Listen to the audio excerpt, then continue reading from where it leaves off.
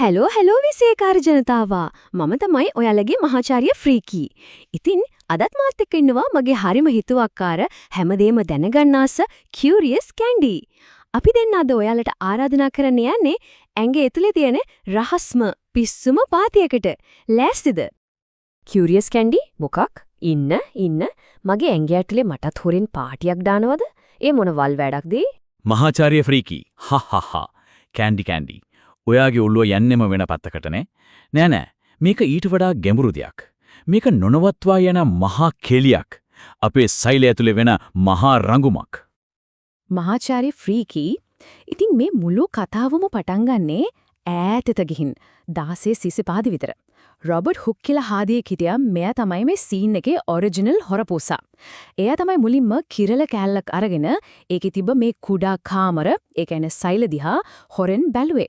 කියුරියස් කැන්ඩි කුඩා කාමර. මට විතරක් වෙන දේවල් මතක් වෙන්නේ. හරි. මෙන්න ඉන්නවා මේ සෛල සිද්ධාන්තය කියන ක්ලබ් එකේ මුල්ම පාටි ප්‍රොමෝටර්ස්ලා.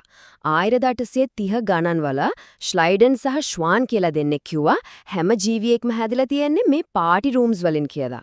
ඊට පස්සේ 1855 දී රුඩෝල්ෆ් වර්කෝ කියන පොර මයික් එක බිම දාලා වගේ කිව්වා අලුත් හැම සෛලියක්ම එන්නේ පරණ සෛලියකින් කියලා. කියුරියස් කැන්ඩි. ඒ කියන්නේ හැම පාටියක්ම තව පාටියකට පාර හදනවා වගේද? non stop නියමයිනේ. හොඳයි එහෙනම්. අපි ලෑස්තිද?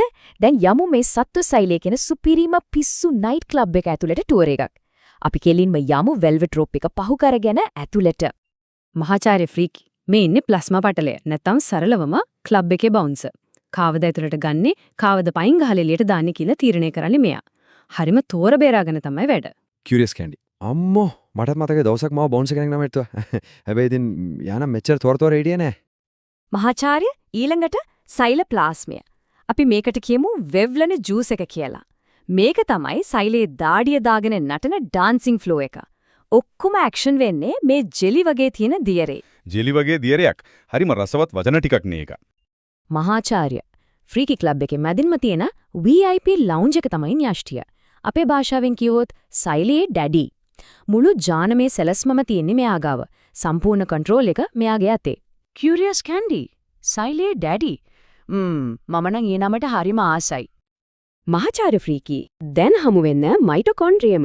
මේ තමයි පාටියට ඕන සම්පූර්ණ ශක්තිය දෙන පවර් බොටම් එක. නොනවත්වා වැඩ කරන ශක්තියෙන් පිරුණු කෙනෙක්. කියුරියස් කැන්ඩි පවර් බොටම් දෙයියනේ. එහෙනම් මට දැනගන්න ඕනේ. සෛලේට සේෆ් වර්ඩ් එකක් එහෙම තියෙනවද? හරි. මෙන්න තව කට්ටියක් ඉන්නවා මේ පාටිය දුවවන්න. රයිබෝසෝම කියන්නේ ප්‍රෝටීන් ෂෙෆ්ලා. එයාලා තමයි කෑම ಜಾති හදන්නේ. කියුරියස් කැන්ඩි එතකොට ගෝල්ගි සංකීර්ණය කියන්නේ පාටියට එන අයට දෙන තෑගි පැක් කරන කට්ටියද? හරියටම හරි. අන්තාප්ලාස්මියා ජාලිකාව තමයි ක්ලබ් එකේ රැහැ සුමම් පාරවල් වගේ.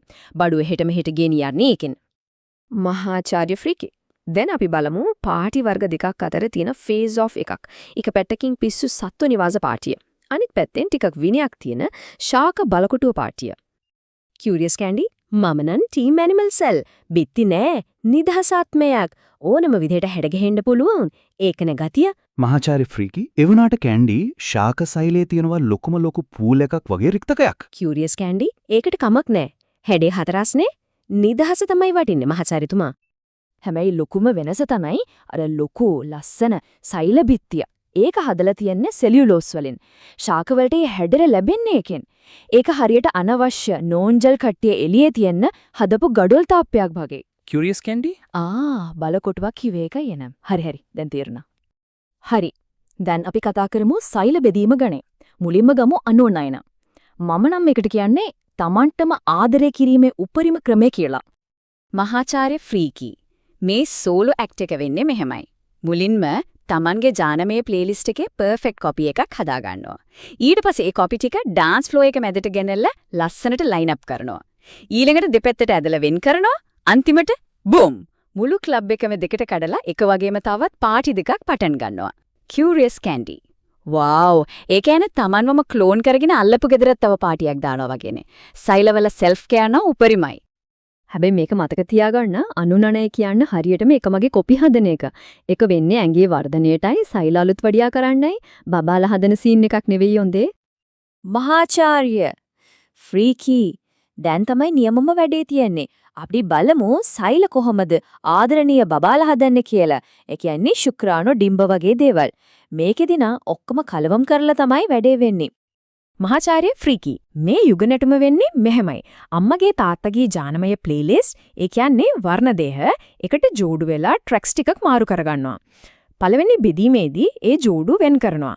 දෙවෙනි බෙදීමේදී කොපි ටික වෙන් කරලා එකිනෙකට වෙනස් අලුත්ම සෛල 4ක් හදනවා. ප්‍රතිඵලය ජානමය තොරතුරු වලින් භාගයක් තියෙන එකතු වෙන්න ලෑස්ති සෛල 4ක්. කියුරියස් කැන්ඩි දෙයියනේ මගේ ඔළුව විකාර වෙනවා. ඒක හරිම සංකීර්ණයිනේ. ඒත් මාරයි.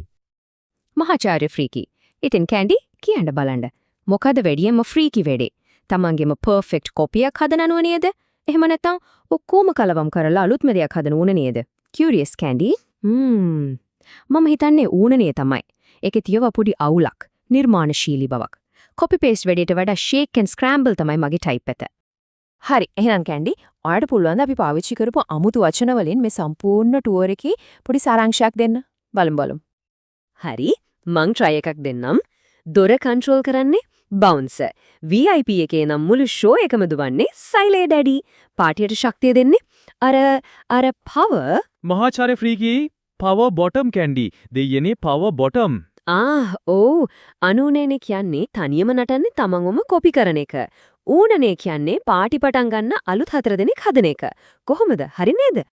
මහාචාර්ය ෆ්‍රීකි. ඉතින් අන්තිමට මතක තියාගන්න කාරණිය තමයි අපේ සෛලා එක්කෝ තමන්වම ක්ලෝන් කරනවා නැත්නම් ජෝඩු වෙන්න උත්සාහ කරනවා. ඇත්තටම එයාලා අපිට වඩා ගොඩක් විනෝද වෙනවා.